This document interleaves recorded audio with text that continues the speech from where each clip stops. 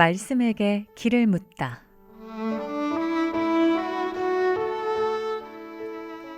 인생의 모든 문제, 하나님 말씀에 답이 있습니다.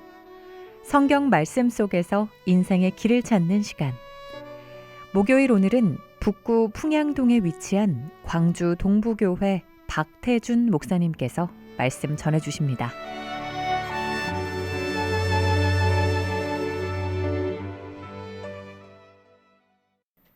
안녕하십니까, 극동방송 가족 여러분. 오늘은 예언의 성취와 세례 요한을 통한 하나님의 구원 이야기를 들려드리겠습니다. 구약 성경의 마지막 책은 말라기입니다. 말라기 이후 하나님께서는 400년간 침묵하셨습니다. 하나님의 말씀을 전할 선지자가 없었던 것입니다. 역사가들은 이 시대를 침묵의 시대라고 합니다. 하지만 하나님께서는 그 시대에도 여전히 일하고 계셨습니다. 첫 번째, 하나님께서는 세계 많은 지역에서 통용되는 헬라어를 만드셨습니다. 알렉산더 대왕을 통해서 불과 10년여 만에 역사상 가장 광대한 제국을 이루게 하십니다. 그로 인해서 통일된 문화권과 비슷한 생활 방식이 정착되었는데, 이것은 복음이 신속하게 전파되기 위해 반드시 필요한 것이었습니다.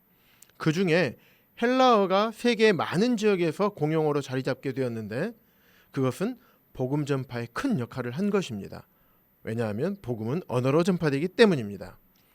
둘째, 로마 제국 때 도로를 잘 발달시켜서 멀리 떨어진 도시들을 빠른 시간에 왕래할 수 있도록 하셨습니다.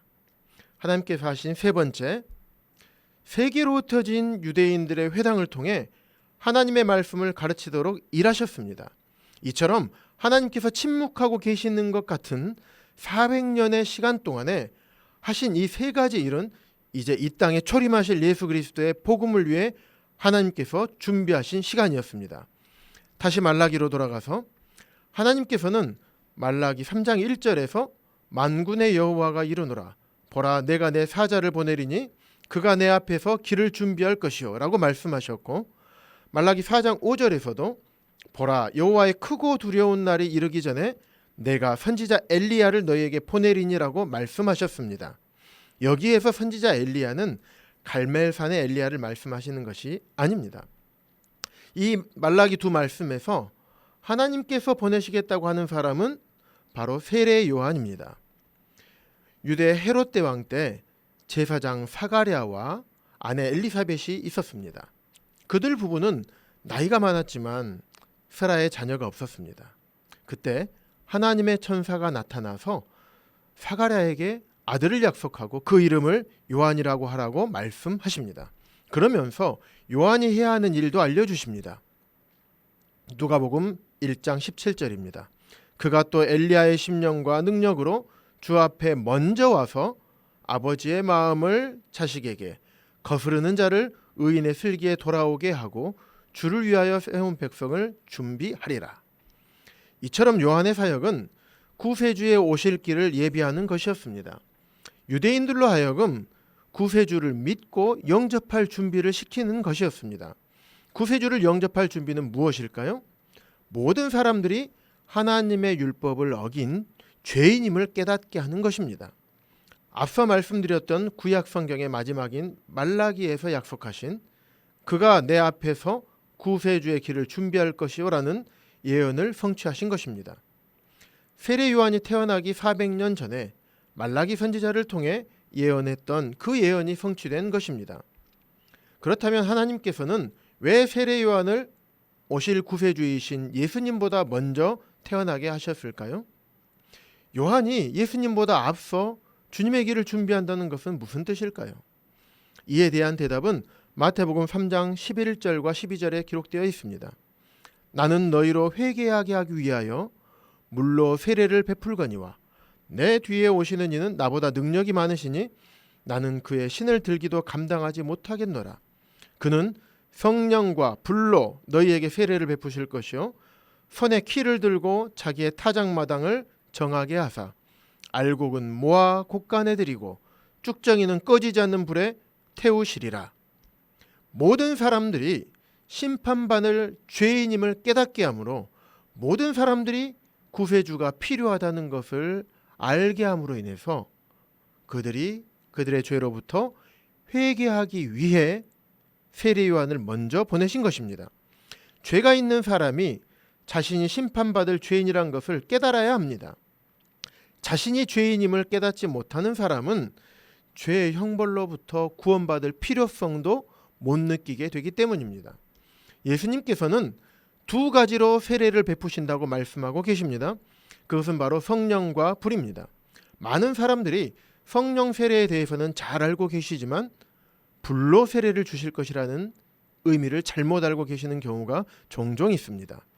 불로 세례를 베푼다는 의미는 사도행전 2장 3절에 기록된 오순절 날에 임한 불의 혀처럼 갈라지는 것을 의미하는 것이 아닙니다. 오순절 날에 임한 것은 일반적으로 하나님의 임재 또는 성령의 특정한 은사를 의미합니다. 따라서 좋은 의미입니다. 하지만 세례 요한이 말하고 있는 불로 세례를 베푼다는 의미는 좋은 의미가 아닙니다. 마태복음 3장 12절의 의미처럼 심판의 날에 불로 심판하실 것을 불로 세례를 베푸실 것이라고 표현한 것입니다. 따라서 요한이 예수님보다 먼저 온 이유는 모든 사람들에게 자신들의 죄를 깨닫게 하고 죄에 대한 불의 심판이 있을 것을 말하는 것이었습니다. 그래서 모든 죄인들이 구세주가 필요하다는 것을 알게 하기 위함이었습니다. 그렇습니다. 로마서 3장 10절에서는 의인은 없나니 하나도 없으며 라고 기록하고 있고 3장 23절에서도 모든 사람이 죄를 범하였음에 하나님의 영광에 이르지 못하더니라고 말씀하고 계십니다. 이 세상의 모든 사람들은 죄인이기 때문에 구세주이신 예수 그리스도가 필요한 사람들입니다. 지금 이 방송을 듣고 계시는 여러분들은 어떠십니까? 여러분의 죄로 인해서 앞으로 다가올 불의 심판에서 건짐을 받아야 하는 죄인임을 깨닫고 계십니까? 자신이 죄인임을 깨닫지 못하는 사람은 구원받을 수 없습니다. 자신이 불심판의 위험에 처해 있다는 것을 알아야 그 심판으로부터 구원받아야 할 필요성을 알게 됩니다. 죄인임을 깨달은 다음에는 어떻게 해야 될까요? 하나님께 회개해야 합니다. 사도 바울도 하나님께 대한 회개와 우리 주 예수 그리스도께 대한 믿음을 증언했습니다. 회개라는 것은 마음을 돌이키는 것입니다. 하나님을 떠났던 마음에서 돌이켜서 하나님께로 돌아가는 것입니다. 아버지를 떠났던 탕자가 아버지께 잘못했다는 것을 깨닫고 아버지께 돌아가야 되겠다는 마음을 먹고 발걸음을 옮기는 것과 같습니다. 하나님을 떠나 하나님을 믿지도 않았고 하나님을 섬기지도 않았고 내 삶이 마치 내 것인 것처럼 내 눈에 보기 좋은 것, 내 육체의 정욕에 따라서 하나님의 말씀을 믿지 아니하고 내 마음대로 살았던 그런 죄악된 삶에서 내 마음을 돌이키는 것입니다. 이제는 나를 사랑하사 독생자이신 예수 그리스도를 이 땅에 보내주셔서 십자가에서 나의 모든 죄를 대속하게 해주신 그런 하나님을 믿는 믿음으로 살겠습니다라는 마음을 가지는 것. 그랬을 때 하나님과의 관계가 회복되는 것입니다. 그것이 진정한 회개의 의미이며 구원의 의미입니다. 예수 그리스도께서는 하나님과의 관계를 막고 있는 죄의 벽을 십자가에서 허무셨습니다. 하나님과의 관계를 막고 있던 모든 죄의 벽이 완전히 허물어졌습니다. 이제는 죄인인 인간의 편에서 하나님을 믿지 않았던 마음과 그의 삶에서 돌이켜 하나님께로 돌아가는 것이 필요합니다. 그렇지 않으면 구원받는 성령 세례를 받는 것이 아니라 심판을 받는 불로 세례를 받게 될 것입니다. 심판의 날에 알곡이 될 것인가? 아니면 쭉정이가 되어서 꺼지지 않는 불에 태워질 것인가? 내가 어느 쪽에 속할 것인지는 내가 선택하는 것입니다. 지금 이 방송을 듣고 계시는 모든 분들이 예수 그리스도를 믿는 믿음으로 영원한 불심판에서 건짐을 받게 되기를 주님의 이름으로 기도합니다.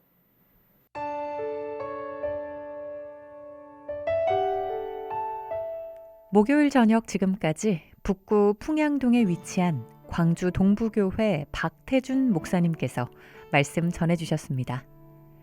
방송 듣고 신앙생활에 도움받기 원하시는 분은 010-4120-8222 8007번, 010-4120-8007번 광주 동부교회로 연락 주시거나 062-373-1000번 광주 극동방송으로 전화 주시기 바랍니다.